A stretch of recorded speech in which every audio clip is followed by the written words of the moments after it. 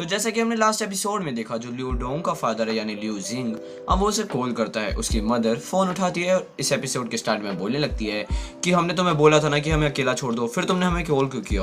वो कहता है कि मैं तुम्हारे को क्या कुछ बोदर वोदर नहीं करना चाहता, यानी परेशान नहीं करना चाहता, बट मैं ये जानना चाहता हूँ कि तुम आजकल के दिनों में कैसा कर रहे हो और पास्ट में क्या हुआ उसे भूल जाओ।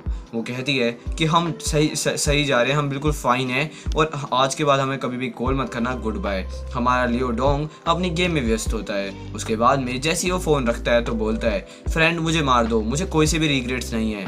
तभी बाइली अपने मन में कहने लगता है कि मैंने एक्सपेक्ट नहीं किया था कि ये लियो डोंग का फादर होगा, और लियो डोंग ने फिर इन्हें मेंशन क्यों नहीं किया पहले। उसके बाद में हमारा जो बाइली है वो कहता है कि इतनी जल्दी कोई नहीं है तुम्हारे को मानने के लिए, और एक बार मैंने तुम्हारे को जज कर लिया तुम्हारी कन्वर्सेशन से कि तुम्हारी जो फैमिली है वो ग्रेट जिया में है, एंड तुम वहाँ पे जाके क्यों नहीं जीने लगते उनके साथ। वो कहता है ये बहुत लंबी कहानी है, शायद मैं आगे मरने वाला हूँ, इसलिए मैं तुम्हारे को बता देता हूँ। वो कहता है बहुत पहले की बात है कि मैं एक गैंग को चलाता था, उस गैंग से बिल्कुल एक अलग सा रिलेशन था मेरा, बट उसके बाद में मेरा पहला प्यार मेरी ज़िंदगी में बिंग बिंग आया। उसके बाद में हम दोनों की शादी हो गई और हम दोनों ने एक बच्चा किया जिसका नाम लियो डोंग है। उसके बाद में जब वो पैदा हुआ तो कई सारे जो लीकर थे उन्होंने जो हमारा एड्रेस था उसे लीक कर दिया, और जो मेरी गैंग की ऑपोजिशन वाली उनकी राइवल जो गैंग थी उसने उन पर हमला कर दिया, एंड उसके लड़के के ऊपर लड़के के ऊपर भी अटैक कर दिया।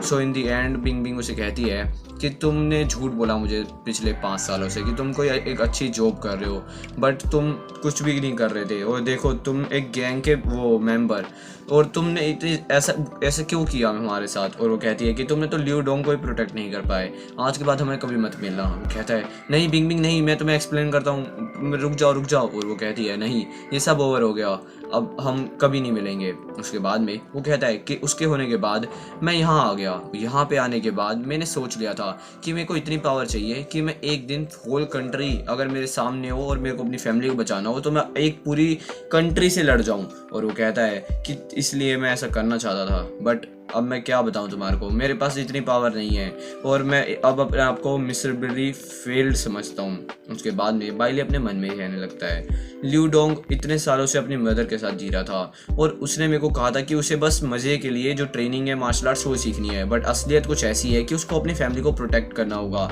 अगर मैं इन सब को एक साथ मिला दूँ तो फिर से एक बहुत ज़्यादा अच्छी इन सब की वो हो जाएगी, सब खुश हो जाएंगे।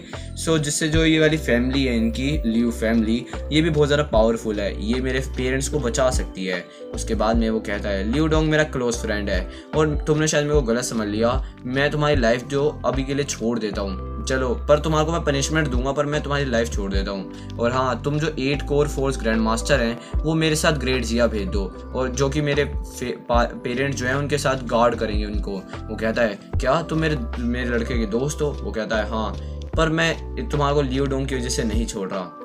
उसके बाद वो इंसान कहता है कि ये मुझे फ़र्क नहीं पड़ता, ये कुछ भी हो, पर मैं बिंग बिंग की साइड में जी सकता हूँ हमेशा, तो मेरे को और चाहिए ही क्या। वो कहता है थैंक यू, तुमने मेरे को मारा नहीं, मेरी फैमिली तुम्हारे को जितने भी तुम जो चाहोगे तुम्हारे को वो देगी। उसके बाद में कोई कहता है एक्स्ट्रा यानी कि न्यूज़पेपर। सो वहाँ पे न्यूज़पेपर बढ़ रही होती है। उसके बाद में लोग न्यूज़पेपर पढ़ते हैं और ये खबर दूर दूर तक फैल जाती है कि बाइली युआन जियाओ ने, जो सायम का सबसे बड़ा इंसान था, गैंगस्टर कह लो, यानी कि ध्यान शाह, उसे मार दिया है। वो कहते हैं कि वो तो 20 साल का लगता है, बट फिर भी उस इंसान ने सबको हैरान कर दिया है और वो कुछ बहुत ज़्यादा बड़ा कर सकता है, इसलिए हमारे को उसके लिए ऊपर से देखना चाहिए।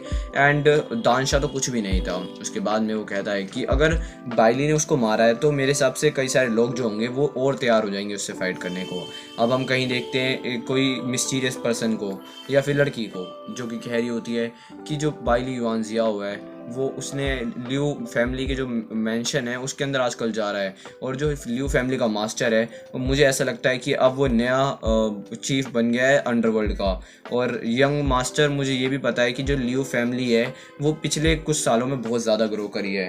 दानशाह के साथ उनकी दुश्मनी थी, इसलिए मुझे लगता है कि ये सब मिलके कुछ कर रहे हैं। उसके बाद में हम देखते हैं एक गाड़ी को, उसके अंदर कोई जा रहा होता है और अब वो वही इंसान होता है और वो कहता है बाइली युआन जियाओ, जो मेरी ब्रांच थी वो तो तुम्हारे सामने कुछ नहीं कर पाई, बट जो होंग सेक्ट है वो ग्रेटर ऑर्गेनाइजेशन है इस वर्ल्ड की। और कहता है हेलो मैं हूँ ये, और वहाँ ग्रेट जो वो भी है होंग सेक्ट में फ़ोन कर देता है और होंग सेक्ट वाले भी पिट के गए हैं, इसे पता नहीं है। तो वहाँ पे जो होंग सेक्ट होता है वहाँ पे फनरल चल रही होती है।